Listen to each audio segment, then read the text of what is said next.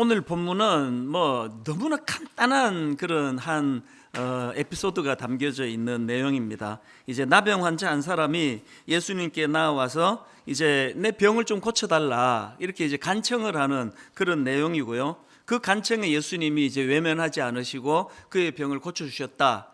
딱 그 짧은 그 한 사건을 담고 있는 내용인데요. 저는 오늘 이 본문을 묵상하다가 언젠가 봤던 그 기사입니다. 영국에서 이 외로움 담당 장관이 생겼다. 그런 기사 아마 보신 분이 많으실 텐데요. 그 외로움을 담당하는 장관이 뭐냐? 참 흥미롭게 봤던 기억이 있습니다. 그 기사에는 영국이 왜 이렇게까지 해야 되는지에 대한 이제 설명들도 곁들여 있었는데요. 현재 영국에서 이 고독으로 인해서 고통을 겪는 사람이 900만 명에 달한다는 겁니다. 어마어마한 사람들이 지금 이 고독이라는 그런 것 때문에 고통하고 있고요. 그런가 하면은 그 기사에서 이제 연구 결과 하나를 인용을 하는데요. 이 고독으로 겪는 고통이 얼마나 이게 치명적인가 하면은 이 사회적 단절로 인해 생기는 고독과 외로움의 고통이 어떤 사람이 매일 담배를 하루 15개비를 피우는 것만큼이나 건강에 해롭다. 이게 이제 얼마나 그 사람에게 이게 해로운 건가를 강조하는 그런 연구 결과 아니겠습니까? 그래서 이제 이 격리로 인한 고독과 외로움이 그만큼 이게 악영향을 미치는데 수많은 현대인들이, 그래서 영국에 이렇게 고통하는 사람이 900만 명이나 되는데 아니 어떻게 외로움 담당 장관을 세우지 않을 수가 있겠느냐, 그런 내용이 이제 기사에 있었는데요. 제가 오늘 본문을 묵상을 하다가 왜 그 기사가 떠올랐냐 하니까 이 나병 환자와 관련된 레위기 13장 45절 46절 말씀입니다. 나병 환자는 옷을 찢고 머리를 풀며 윗입술을 가리고 외치기를 부정하다 부정하다 할 것이요 병 있는 날 동안은 늘 부정할 것이라. 그가 부정한즉 혼자 살되 진영 밖에서 살지니라. 그래서 저는 이 성경에 나오는 나병 환자에 대한 이미지 하면은 이게 이 격리, 혼자 살되 진영 밖에서 살지니라. 사실 우리가 어릴 때는 이제 이 소록도 같은데 이렇게 나병 환자들이 함께 모여 그렇게 은혜를 나누고 그렇게 또 좋은 그 간증의 소식이 전해지고 하던 그런 이미지가 있었기 때문에 제 머릿속에 이제 나병 환자 하면은 이 격리라는 이미지가 그렇게 떠오르게 된 것 같습니다. 이런 점에서 이제 오늘 본문에 그 예수님을 찾아온 나병 환자가 가졌던 고통이 한 몇 가지 되겠다, 이거 추측해 볼 수가 있는데요. 그 첫 번째 고통이 고독입니다. 외로움입니다. 그 나병에 걸린 환자 입장에서 지금이야말로 진짜 그 부모의 위로가 또 형제들 또 가족들의 격려가 절실히 필요한 때 아닙니까? 그런 상황인데 혼자 살되 진영 밖에서 살지니라. 이게 이 얼마나 엄청난 고독을 가졌다 주었겠습니까? 제가 얘기를 들어보니까요, 이제 외국을 다녀와가지고 2주간을 이제 격리를 하는데 어떤 사람은 죽을 것 같이 힘들대요. 이 격리라는 게 그렇게 힘든 거예요. 이 나병 환자의 고통이 어떤 것인가 짐작할 수 있을 것 같고요. 또 그런가 하면은 이 나병 환자들이 이 사람에게 나아갈 때는 손으로 윗입술을 가리고 부정하다 부정하다 이런 것들을 외쳐야 되니까 자존감이 다 무너지는 거 아닙니까? 얼마나 수치스러웠겠냐고요. 그리고 미루어 짐작해 볼 수 있는 건 오늘이나 그때나 알지도 못하면서 함부로 정죄하는 사람이 얼마나 많았겠습니까? 무슨 짓을 저질렀길래 저런 저주받은 병에 걸렸냐고. 그 수치심은 이런 말로 다 못했을 것 같습니다. 그런가 하면은 또 한 가지, 그 당시 나병은 불치의 병으로 알려진 병이니까 그들이 가진 절망적인 고통이 뭐겠습니까? 장래에 대한 두려움이에요. 희망이 없는 거 아닙니까? 오늘 본문에서 절박하게 예수님을 찾아 호소하는 이 나병 환자가 갖고 있었던 이런 그 삼중고, 3가지 겹치는 고통이 그런 절박함으로 예수님을 찾게 만드는 도구가 됐는데요. 그래서 이제 오늘 본문에 보면은 예수님께서 이런 아픔을 가진 나병 환자를 외면하지 않으시고 그를 고쳐주셨다. 그래서 참 간단한 내용이지만 저는 지난 몇 주 동안에 이 말씀에서 나오는 정말 깊은 묵상을 하며 혼자서 은혜를 많이 받았습니다. 오늘 이 본문 속에서 왜 그렇게 제가 이게 오늘 우리 성도님들과 또 저와 현대인들에게 너무나 절실한 말씀이라 그런 생각을 하게 됐냐 하니까, 제가 방금 이 나병 환자가 삼중의 고통에 빠졌을 것이라고 그런 말씀을 드리지 않았습니까? 이게 딱 우리 현대인들의 모습 같은 거예요. 이 고립으로 인한 외로움의 문제, 이 우리 문제 아닙니까? 점점 인터넷은 발달이 되고 SNS를 통해서 아는 사람은 뭐 초등학교 동창 다 찾아내고 뭐 이민 간 사람 다 불러내 교제하고 다 하는데, 계속 들려지는 분석들을 보면은 현대인들이 점점 고독해진다는 겁니다. 또 그런가 하면은 이 무너져 버린 자존심, 이 상한 수치심, 너무나 많은 분들이 이런 상한 감정으로부터 치유받지를 못해 고통한다는 걸 저는 너무 잘 알고 있거든요. 또 그런가 하면은 이 장래에 대한 두려움은 오늘 본문의 나병 환자만의 문제가 아닙니다. 코로나를 겪으니까 제일 우리를 힘들게 하는 게 이게 도대체 언제 끝나는 거냐는 거 아닙니까? 그러니까 이런 면에서 보니까 이 본문에 참 절박하게 주님께 부르짖는 그 나병 환자가 이 남의 이야기 같지가 않고, 이게 우리 교회의 그 김 집사님 얘기 같고 박 권사님 얘기 같으니까, 어떤 면에서는 이게 또 저의 모습을 보는 것 같으니까 굉장히 많은 마음이 여기에 담겨지는 것을 제가 경험했습니다. 그런가 하면은 제가 오늘 본문을 주목한 또 다른 중요한 포인트가 하나 있는데요, 제가 발견한 이 문장 한마디 때문입니다. 41절을 보십시오. 예수께서 불쌍히 여기사 손을 내밀어 그에게 대시며 이르시되 내가 원하오니 깨끗함을 받으라. 제가 주목했던 이 포인트입니다. 손을 내밀어 그에게 대시며 이르시되, 아니 왜 예수님은 그 말씀으로도 고칠 수 있지 않습니까? 그리고 성경에 보면 실질적으로 사복음서에서 말씀만으로 고치신 케이스가 또 많이 나오지 않습니까? 그런데 왜 예수님은 굳이 이 부정한 병으로 알려진 이 나병에 걸리면 격리를 시켜야 될 만큼 이것이 이 격리돼야 되는 이런 병을 가진 환자에게 굳이 손을 뻗어가지고 그 몸에 손을 대시면서 병을 고쳐주셨는가? 오늘 다루고 싶은 포인트가 바로 이 문제예요. 예수님 왜 그러셨을까? 제가 이 문제를 가지고 질문하고 또 묵상을 하다가 떠오른 한 장면이 있는데요, 평소에도 제가 참 좋아하는 성경 구절입니다. 마태복음 14장 27절, 예수께서 즉시 이르시되 안심하라 나니 두려워하지 말라. 이 말씀의 배경 다 아시죠? 지금 예수님의 제자들이 풍랑이 있는 바다 너무나 밤새 고생을 하고 죽을 고생을 하는데 풍랑은 찾아들지 않고 그런 절망적인 상황에 빠져 있을 때 예수님이 그들에게 다가가셔서 풍랑을 잠잠케 해주시는데요, 그런데 예수님이 즉시 이르시되, 즉시 제일 먼저 다른 거 어떤 거 하기 전에 가장 먼저 하신 게 뭐냐? 안심하라 내니 두려워하지 말라. 전 이런 예수님이 너무 좋습니다. 근데 기계적으로 뭐 이것들 뭐 고생하네, 내 뭐 고칠 수, 내 이거 뭐 해줄 수 있는데 뭐 이런 태도가 아니세요. 감정이 이입이 되시는 거 아닙니까? 밤새도록 그렇게 풍랑으로 고통한 그 제자들을 보시면서 그 마음속에, 저는 환자분들을 위해 기도할 때마다 종종 이렇게 기도합니다. 하나님, 저들 마음에 하나님 두려움이 얼마나 큰지, 그 불안이 얼마나 심한지, 고통이 얼마나 많은지 알지 않습니까? 하나님, 그들에게 찾아가셔서 한 말씀만 들려주시기 원합니다. 안심하라 내니 두려워 말라, 이 말씀을 그들에게 들려주시기 원합니다. 그렇게 기도할 때가 많습니다. 오늘 본문에서 예수님께서 그냥 뭐 저렇게 원하는데 고쳐주시 뭐 할 수 있는데 이게 아니에요. 이 손을 내밀어 그에게 대시며, 한 몇 주 전인데요, 이제 이 코로나 바이러스가 이제 막 계속 확산이 되고 이게 뭐 언제 이게 끝날지 모르는 그런 두려움이 참 많을 때인데, 우리 교회의 교구 목사님이 저한테 메일을 보내왔는데요, 그 메일의 한 대목이 정말 저를 감동을 시켰습니다. 그 한 대목을 읽어드리겠습니다. 2달 넘게 담당 교구 지역을 돌아보지 못하고 있어서 궁금증이 컸습니다.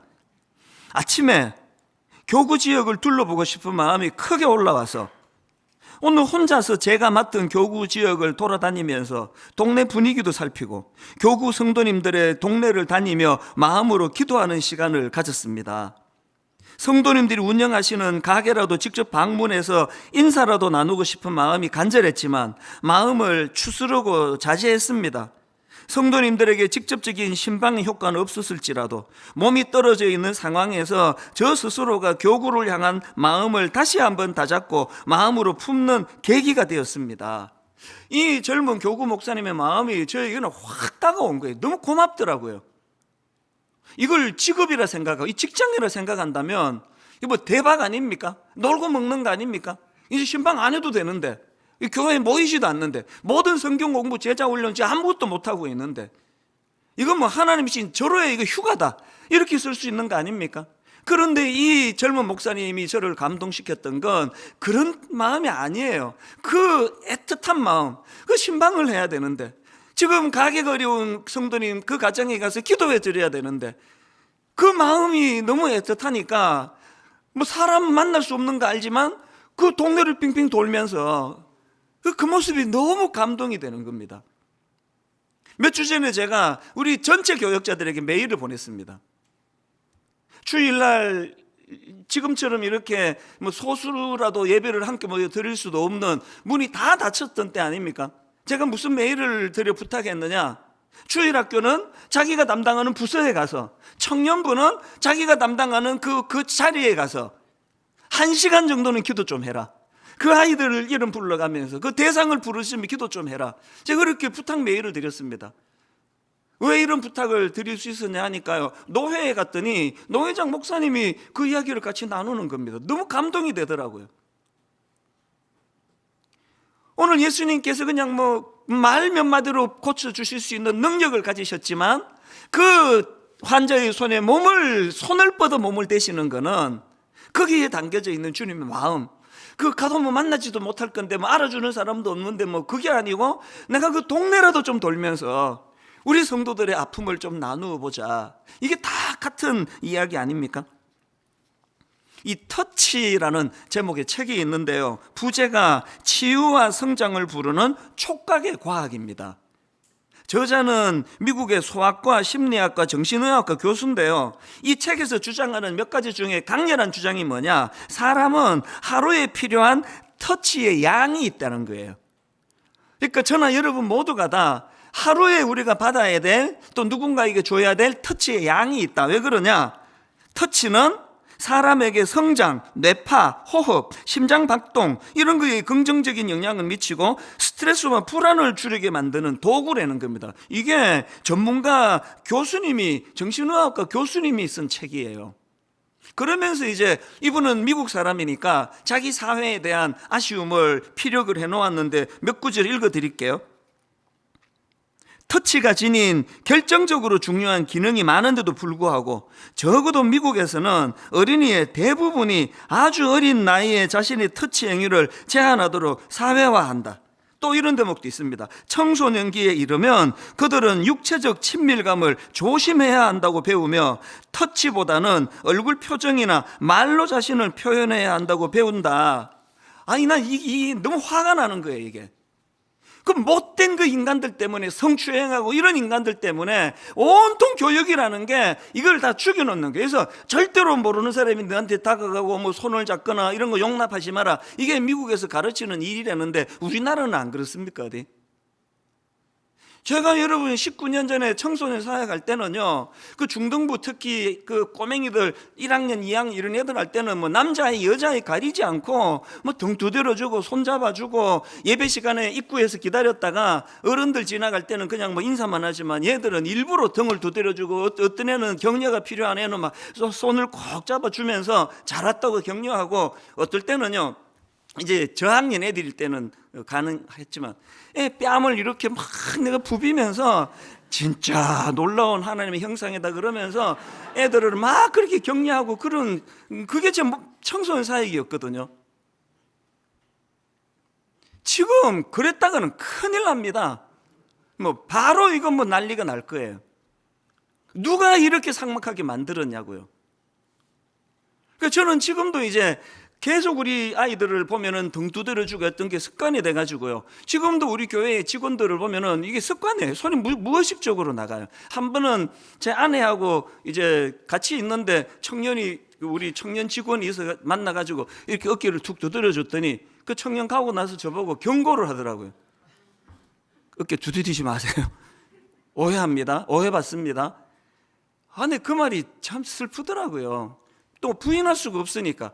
이게 또 뭐 문제 삼으면 문제 삼아지는 참 삭막한 세상에 살고 있으니까 우리가 이제 잃고 있는 게 뭡니까? 그래서 그 책에 보면은요, 이런 어릴 때부터 이런 교육을 받다 보니까 미국 사람들이 전부 거기에 보니까 그 책의 챕터 1 제일 그 일과 소제목이요, 터치의 굶주림 이렇습니다. 터치의 굶주림. 내용을 한번 들어보세요. 그렇지만 이상하게도 어른으로서 우리는 상당히 개인적이고 감상적인 방식으로 터치에 대해 말한다. 너의 말이 나를 깊게 터치했어. 그리고 또 이런 그 터치에 굶주린 미국 사람들을 그 대상으로 한 그 광고, 텔레비전 광고가 그걸 반영한다는 겁니다. 그러면서 예를 들기를 미국의 AT&T라는 광고 회사가 있지 않습니까? 그 광고 회사에 그 이런 내용이 있답니다. 손을 뻗어 누군가를 터치하라. 이게 지금 이 터치에 목마른 사람들을 겨냥한 광고 아닙니까? 또 잔슨앤잔슨이라는 로션 만드는 회사의 광고 문구도 이런 광고가 있답니다. 그들의 오늘을 터치하라. 그들의 내일을 터치하라. 이게 전부 지금 터치에 굶주려져 있는 미국 사람들, 현대인들의 모습을 지금 반영한 거 아니냐. 그 책에서 이런 내용을 다루고 있는 거거든요. 이런 점에서 저는요, 오늘 이 본문 말씀에 그 예수님의 참 그 상실감에 빠져 있는, 그리고 격리로 인한 고독과 외로움에 굶주려 있는 그 나병 환자를 터치해 주시는 그 주님을 보면서요, 제가 이 본문을 묵상하다가 헨리 나우엔이 쓴 책입니다. 돌봄의 영성이라는 그 책에 나오는 한 대목을요, 내가 옮겨 적어가지고 요즘에 이거를 제가 들여다보고 묵상을 하고 있습니다. 그 책에 어떤 내용이냐, 화면으로도 부탁을 드렸는데요, 이런 내용입니다. 당신의 고통이 보입니다. 내가 그 고통을 없애줄 수는 없지만, 당신을 혼자 두지 않겠습니다. 저는 이게 우리 예수 믿는 사람들이 구호라고 생각을 합니다. 당신의 고통이 보입니다. 내가 그 고통을 없앨 수는 없지만 당신을 혼자 두지 않겠습니다. 오늘 저와 여러분이 정말 우리가 이런 저 책에 나와 있는 그 메시지와 같은 삶을 노력을 하셔야 되는데요, 그러기 위해서 오늘 이 41절에서 예수께서 불쌍히 여기사 손을 내밀어 그에게 대시며 이르시되, 이 은혜를 갈망해야 된다는 사실입니다. 이제 좀 더 구체적으로 이렇게 예수님께서 말씀만으로도 충분하신데 손을 뻗어 그를 그 터치하셨던 예수님의 이 모습을 좀 더 분석하기를 원하는데요, 이 예수님의 터치가 어떻게 가능했나, 이 두 가지 전제를 제가 발견을 한 겁니다. 두 가지 전제 중에 첫 번째 전제가 뭐냐, 예수님의 터치가 어떻게 가능했나, 그것은요, 예수님의 동정심으로 인한 감정이입이 있었기 때문입니다. 자, 41절을 자세히 한번 보십시오. 예수께서 불쌍히 여기사, 그래서 나온 게 손을 내밀어 그에게 대시며 이르시되요.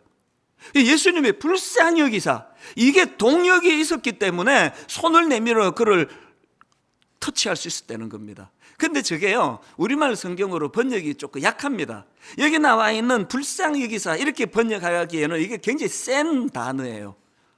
헬라어로 여기 나와 있는 불쌍히 여기사는 스플랑크니조마이라는 단어인데요, 이 단어의 어원인 스플랑크노는 내장, 심장, 폐, 이런 장기를 뜻하는 단어예요.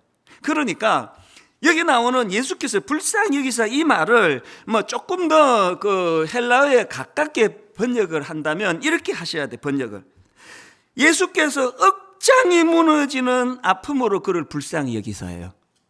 그냥 뭐 아이고 참 안 됐네 뭐 이거 아니에요. 억장이 무너지는 거예요. 내 심장이 그것 때문에 아픔을 느끼는, 그게 그를 터치하게 만들었다는 겁니다. 제가 여기에 1번의 그 큰 제목을 두 단어로 썼잖아요. 동정심으로 인한 동정심, 그 다음에 감정이입. 그래서 제가 이 사전을 찾아봤거든요. 동정심이라는 단어가 사전적 의미로 이렇게 해석이 됩니다. 남의 어려운 처지를 안타깝게 여기는 마음, 이게 동정심이고요. 그런가 하면 감정이입은 사전적 의미로 다른 사람의 감정을 이해하는 능력. 저는 참 한 가지 우리나라에서 안타까운 게 하나 있는데요. 이 동정심이 주로 나쁠 때 쓰여진다는 거예요. 막 화날 때, 너 지금 나 동정하는 거야? 이럴 때 쓰잖아요. 그래서 뭐 내가 저 사람한테 뭐 동정심을 가지고 이렇게 표현하면 큰일 납니다. 이게 굉장히 슬퍼요. 이 동정심을 이렇게 나쁠 때 써버렸기 때문에 감정이입이 잘 안 일어나는 겁니다. 사실은요, 우리 한국 교회가, 한국 사회가 진짜 회복해야 되는 건 동정심입니다. 남의 어려운 처지를 안타깝게 여기는 마음. 목회 잘하기 위해서는 담임 목사가 성도들에게 동정을 받아야 돼요. 아이고, 보니까 뭐 지나내나 다를 것도 없는데 저렇게 무거운 직책을 받아가지고 정말 고생 많이 한다. 불쌍하게 여기시면 그 목회 성공입니다. 집사님, 제가 불쌍하게 보이세요? 그러면 저 성공한 거예요. 아닌 것 같아. 그냥 뭐 큰 거에 해가지고 저 기름기 좀 봐, 얼굴에 저거 잘잘 흐르네 저거. 그거 목회 실패한 거예요. 여러분, 제가 몇 주 전에 이 사회가 아버지 부재의 시대라 그러는데요. 그 사회의 문제도 많지만 아버지 잘못이 커요. 우리는 어릴 때부터 자꾸 아버지를 권위로 생각하잖아요. 저는 요즘에 소원이 하나 있습니다. 우리한테 제가 불쌍하게 보이는 우리 아들한테, 난 우리 딸이 날 좀 불쌍하게 봤으면 좋겠어요. 부부관계의 결정적인 회복의 첫 단추는요, 배우자가 불쌍해지기 시작할 때예요. 그래서 저는 제 아내에게 정말 내가 동정받기를 원해요. 아이고, 이 인간이 내가 30년 전부터 봐서 아는데 실력도 없고 그러면서 어떻게 이 큰 걸 맡아가지고 오늘도 저 얼마나 힘들겠냐고. 그냥 하루 일과를 마치고 집에 가면은 막 쌩쌩하다고도 문 열고 들어, 미루고 들어가요. 난 우리 집사람에게 동정받고 싶어가지고 쌩쌩하게 들어가지 않아요. 사실은 쌩쌩한데 죽을 것 같아 막 그러면서. 부부가요, 동정을 받으면 그 관계 끝입니다. 뭘 용서하지 못하겠냐고요. 불쌍한데. 오늘 우리 사회가 이 동정심을 죽여놓은 사회이기 때문에, 그래서 누가 여러분 보고 막 화내면서 지금 너 나 동정하는 거지 그러면 할렐루야, 정확하게 받습니다. 그러시면 맞아요. 동정심을 회복해야 된다니까요. 최근에 그 아파트 경비원 자살 사건 아시잖아요. 그 경비원이 그 입주민에게 폭행을 당하고 끔찍한 일을 당했다, 그렇게 유서를 쓰고 자살을 했는데요. 그것도 제가 참 마음이 아팠지만 저는 그 다음에 뉴스를 보다가 눈물이 그렁그렁해졌습니다. 뉴스 보면서 그렇게 마음이 끌려는 거 근래 처음이에요. 그게 뭐냐, 그 입주민들이 말이에요, 참 이 경비 아저씨에 대하여 마음의 미안함을 가지고 그를 위하여 막 플랜카드를 써놓고 편하게, 이제 안 믿는 사람들이니까 다음 세상에서는 편하게 사시라고 그런 마음을 가지고, 심지어는 그 촛불을 들고 그분을 같이 그렇게 참 그리워하는 그 뉴스를 보는데 막 눈물이 나더라고요. 우리나라 삭막하다 그러지만 아직 희망이 있다. 교회가 이런 곳이어야 되는 거 아닙니까? 우리가 이걸 회복해야 되는데, 그러기 위해서는요, 히브리서 4장 15절을 잊으시면 안 됩니다. 우리에게 있는 대제사장은 우리의 연약함을 동정하지 못하시리가 아니요. 그 나병 환자처럼 우리가 먼저 이 주님의 동정을 받아야 돼요. 내가 어떤 주님의 동정으로 그냥 쫓겨났는데도 할 말이 없고 내쳐도 할 말이 없고 구원받지 못해도 할 말이 없는데, 동정심 가득한 마음으로 주님이 우리를 십자가로 인도해 주셨기 때문에 오늘도 내가 그거를 의지해서 여기까지 오지 않았느냐, 이 힘을 가지고 나도 누군가, 오늘도 울고 있는, 오늘도 아픔을 겪는 누군가에게 이 주님의 동정심으로 그를 내가 사랑으로 섬겨야지, 이게 교회인 줄로 믿습니다. 그런가 하면은 두 번째가 더 중요합니다. 예수님의 터치가 어떻게 가능했는지 아십니까? 그것은요, 치유 능력에 대한 예수님의 자신감 때문에 그렇습니다. 이런 의미에서 저는 42절이 참 은혜가 되는데요. 곧 나병이 그 사람에게서 떠나가고 깨끗하여진지라. 이게 왜 이렇게 중요한 의미가 일어나느냐? 여러분 아까 말씀드렸잖아요. 왜 격리를 시켜버립니까? 부정해질까 봐. 그리고 요즘은 뭐 이 나병이 그렇게 전염이 강한 병이 아니라는 걸 이제 그 의학적으로 다 연구가 돼서 이제 지금은 그렇지 않은데, 제가 어릴 때만 해도 이 나병은 감염이 심한 병이다 그렇게 알고 있어가지고 나병 환자가 오면은 막 굉장히 긴장하고 그랬는데, 그게 전부 다 오해라는 겁니다. 어쨌든 이제 뭐 그건 오해하고 있던 상황을 가정해서 제가 상상을 해보는 겁니다.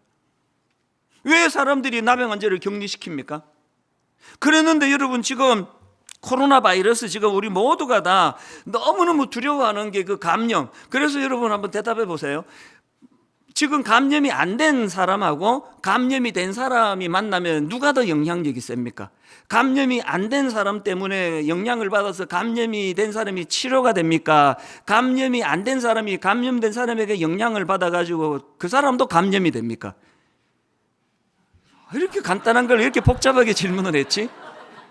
모두가 마스크 쓰고 막 그냥 문 앞에서 열재고 하는 이유는, 이 자리에 막 감염 안 된 사람이 막 10,000명이 모였는데 감염된 사람 1명만 있으면 그것들이 다 감염을 시키기 때문 아닙니까?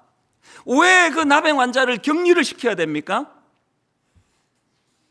여러분, 사춘기 아이들을 이제 교육시킬 때 아들이 이제 중학생이 되고 고등학생이 되면은 온 집에서 강조하는 게 뭐예요? 언니 불량한 친구 사귀지 말라는 거 아닙니까? 왜 그렇습니까? 불량하지 않은 내 아들이 불량한 아들을 만나면 불량하지 않은 내 아들 영향으로 불량한 내 친구가 깨끗해지는 것은 거의 없고, 헷갈리더라도 이해해 주세요. 불량하지 않은 내 아들이 불량한 아들을 만나면 그 아이의 영향을 받아 걔가 변하는 게 아니라, 안 불량한 내 아들이 불량해지니까 만나지 마라 그러는 거 아닙니까? 제가 여러분 이 두 번째에서 왜 은혜를 받는지 아시겠죠? 왜 터치가 가능했다고 예수님의 치유 능력에 대한 자신감이 뭡니까? 여기 42절을 보니까요, 그 부정한 나병 환자 때문에 그를 터치했더니 예수님이 그 영향을 받아서 부정해지신 게 아니고요, 반대로 그 부정했던 그 사람이 예수 그리스도로 말미암아 깨끗해졌다는 겁니다. 이게 교회의 차별성입니다. 요즘에 제가요 옮겨 적어놓고 묵상하는 그 문장 몇 개가 있는데, 그 중에 하나는 고신대 우병웅 교수가 쓴 글인데요, 내용이 이렇습니다. 화면으로도 좀 부탁을 드렸는데 보십시오. 유대교가 접촉을 통해 부정해지는 종교라면 기독교는 접촉을 통해 거룩해지는 종교이다. 이거요, 여러분 다 옮겨 적이고 다 묵상하셔야 될 내용이에요. 어마어마하게 깊은 내용 아닙니까? 유대교가 접촉을 통해 부정해지는 종교라면 기독교는 접촉을 통해 거룩해지는 종교이다. 그리고 또 제가 옮겨놓고 묵상하는 글 하나가 더 있는데, 숭실대 김혜건 교수님 책에서 발견한 문장인데 이것도 한번 들어보십시오. 유대교가 그토록 집착했던 깨끗함은 복잡한 정결 예법과 율법 준수를 통해서가 아니라 예수님의 동정심과 그 동정심 가득 찬 접촉을 통해서 일어납니다. 너무 내 마음에 와닿고 너무 마음에 가책을 느끼는 글이에요. 여러분, 유대교가 그토록 집착했던 깨끗함은 그렇게 복잡한 정결 예식과 율법 준수를 통해서 일어난 게 아닙니다. 그 유대교 율법을 지켜야 된다고 그랬으면 그 사람 앞에 다가온 나병 환자는 돌에 맞아 죽었어야 돼요. 고침 못 받습니다. 여러분, 그 절망 속에 빠져있던 한 생명이 그렇게 기뻐 치유를 받을 수 있게 된 건 유대교가 그토록 집착했던 정결 예법과 율법 준수가 아니라고 한다면, 오늘 여러분은 지금 유대교 신자입니까? 기독교 신자입니까? 인터넷을 난무하는 끊임없는 정죄와 끊임없는 비난과, 여러분 불교가 그렇게 합니까? 천주교가 그렇게 합니까?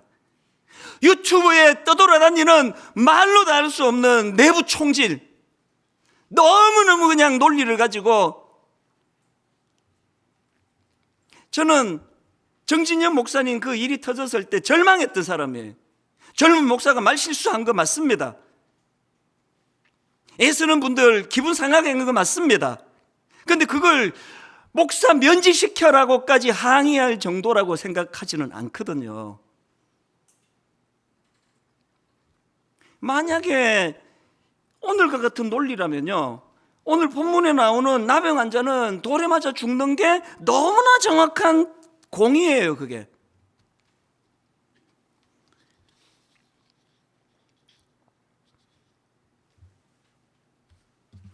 형식은 기독교고 성경도 기독교에서 요구하는 성경을 갖고 다니는데 신앙은 유대교예요. 유대교. 오늘 우리가 이런 의미에서 정말 이 그리스가 이걸 왜 이걸 옮겨 적어놓고 계속 저 자신에게 이걸 묵상을 하느냐고요. 유대교가 그토록 집착했던 깨끗함은 복잡한 정결 예법과 율법 준수를 통해서가 아니라 예수님의 동정심과 그 동정심 가득 찬 접촉을 통해서 일어난다고 한다면 오늘 교회가 살아날 수 있는 유일한 비결은 바로 이 내용을 집대성해 놓은 한 도구, 십자가 앞으로 가야 돼요. 십자가는 논리가 아닙니다. 십자가는 자격 유무를 따지는 도구가 아닙니다. 그 은혜를 먼저 우리가 경험하고, 그리고는 우리가 오늘 세상 곳곳 썩은 곳을 다니면서 우리가 그것을 터치할 때 그것 때문에 내가 악해지는 게 아니라 나의 하나님의 이 거룩하게 인정해 주신 은혜로 말미암아 그것들을 깨끗하게 만드는, 그래서 이런 말 흔히들 하잖아요. 어둠을 탓하지 말고 한 자루의 촛불을 들어라. 뭘 탓할 이유가 없지 않습니까? 저는 그 N번방 사건이라고 그 디지털 성범죄라 그러기도 하고 성착취, 그렇게 그 못된 것들이 어린 애들을 갖다가 그런 그 영상을 찍어가지고 이것들을 가지고 돈을 받고 팔고 해서 참 절망적인 그런 기사가 떠돌아다닐 때 저는요 정말 거룩한 한 사람을 만났습니다. 뭐 이 표현 말고는 다른 표현이 없습니다. 이분의 인터뷰 기사를 통해서 봤는데 여자분인데요, 이분은 제가 이제 막 다시 그 기사를 검색해서 못 찾아가지고 정확하게 직업 이름을 내가 표현을 못 하겠는데 제가 그냥 만들어 봤습니다. 이분은요 포르노 감별사예요. 쉽게 말하면. 그러니까 이게 직업이 아침에 출근하면은 시작하는 게 그 포르노 보는 거예요. 그 N번방기 같은 이런 것들을 보는 게 직업이에요. 그 인터뷰를 쭉 제가 보는데 마음에 존경심이 나오더라고요. 여러분, 그 누군가는 그 일을 해야 그런 것들을 잡아낼 거 아니냐고요. 저보고 하라 그러면 저는 못 견딜 것 같아요. 막 미쳐버릴 것 같아요. 그런데 이 여자분이 그 일을 지금 감당을 하는데 왜 하실까요? 모르겠습니다. 전제 하나 있습니다. 무슨 자신감이 이분에게 있습니까? 내가 이딴 거 100년을 봐도 내가 이런 거에 영향을 받아 난 더러워지지 않는다. 그 확신이 있으니까 그 직업을 계속 갖는 거 아닙니까? 젊은 청년들, 젊은 크리스찬들, 한국의 소망은 여러분에게 있습니다. 오늘 이 젊은 청년들에게 내가 눈물로 호소합니다. 여러분이 세상과 접촉할 때 세상의 더러움이 여러분을 더럽게 만드는 것이 아니라 여러분의 거룩함이, 여러분의 깨끗함이 더러운 세상을 정화시키는 능력의 주님의 자녀들 되시기를 바랍니다. 주님께서 그 자신감이 있으셨기 때문에 터치할 수 있는 거예요. 그 자신감이 없으면 하실 수 있습니까? 더럽혀지는데. 그래서 저는 오늘 간단하게 두 가지 적용, 기도 제목, 또 마음의 소원, 그 두 가지를 제가 사모하며 두 가지로 나누기 원하는데, 첫째로는요, 여러분 우리 모두가 다 이 예수님의 터치를 사모하셔야 됩니다. 오늘 이 나병 환자의 절실함이요, 여러분 이게 잘못하면 이게 돌에 맞아 죽는 일이에요. 이거 목숨 걸지 않으면 할 수 없는 일입니다. 그런데 내가 그냥 이렇게 사는 것보다 차라리 내가 한번 깨끗함을 시도하다가 돌에 맞아 죽는 게 낫지, 나 이렇게는 못 살겠다. 그 절박함이 있었기 때문에 주님 앞으로 나갈 수 있게 된 거 아닙니까? 오늘 교회의 성도님들의 치명적인 문제는 이 절박함이 없다는 거예요. 저는 이번 주간에 너무 기뻐요. 내일 모레 너무너무 기대가 돼요. 다락방이 그동안에 임시로 그냥 막 하다가 이제 이번 주부터 드디어 정식 다락방을 이제 개강을 하거든요. 어제 우리 남녀 직장인 순장님들과 함께 다락방 공과를 같이 나누고 우리 교구 목사님과 나누는데 하루 종일 저에게 우리 교구 목사님이 들려주는 너무너무 가슴 벅찬, 이제야 숨을 쉴 것 같습니다, 이제 순장 모임을 가지니 이제 좀 살 것 같습니다. 여러분, 어떤 분은 이거 화면으로 답답하고 그래서 이게 안 간다 그러고 그거 진짜 여러분 잘못 생각해요. 지금이야말로 가셔야 될 때, 지금이야말로 이 갈급함을 가지고 서로가 기도해야 될 때예요. 부탁합니다. 그동안 안 나가시던 분들도 다락방에 다 나가셔야 돼요. 그래서 같이 교제하고 같이 마음을 나누면서 예수님의 터치를 경험하셔야 됩니다. 두 번째로요, 그렇게 첫 번째가 그렇게 예수님의 터치를 갈망하고 사모해야 된다면, 두 번째는 그 터치의 능력을 주변에 전달하자는, 주변에 전하자는 겁니다. 누가복음 6장 36절, 너희 아버지의 자비로우신 같이 너희도 자비로운 자가 되라. 마태복음 5장 7절, 긍휼히 여기는 자는 복이 있나니 그들이 긍휼히 여김을 받을 것이며. 이 사랑의 선순환 아닙니까?